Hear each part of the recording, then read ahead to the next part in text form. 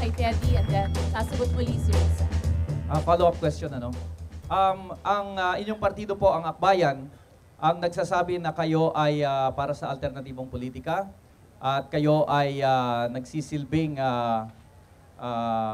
Citizens Action Party, no? Ngayon, nung panahon po ng Administrasyong Arroyo, nagkasama ho tayo sa paglaban sa mga pang-aabuso ng nakaraang administrasyon. Pero sa ngayon po, ang inyong partido ay tumanggap ng napakalaking halaga ng campaign contributions ng nasa 18 milyong piso mula sa mga kapatid at mga kamag-anak ng Pangulong Aquino. At kayo ay bahagi ng administrasyon. In fact, yung mga top leaders ng inyong partido ay nasa leadership positions na po ng kasalukuyang gobyerno. Ang tanong ko po paano pa magiging independent? No? At paano mapapangalagaan ang inyong partido at ng ninyo mismo yung pagiging check and balance sa ruling party at traditional na politiko, gayong kayo ay tumanggap ng napakahalaking halaga mula sa pamilya ni Aquino Okay, at bigyan dikit na natin dikit ng sa pagkakataon si administrasyon. Risa na sumagot.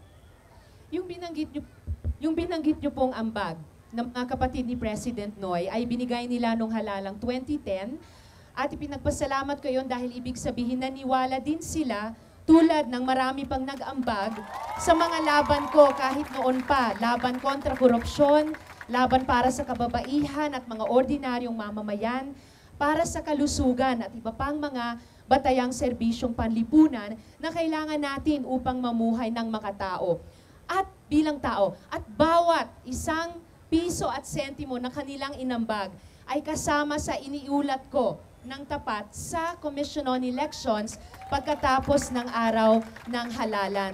At nakita nyo naman po sa nakaraang ilang mga taon na nandun ako sa koalisyon ni President Noy, na kayang-kaya ko po sa mga issue na magkaiba kami ni President Noy ng posisyon tulad ng sa Anti-Cybercrime Law, tulad ng sa unang posisyon niya sa Philippine Mining Act of 1995 at iba pa, ay kayang-kaya kong panindigan pa rin ang aking sariling pag-iisip at pakiramdam sa isyong yan.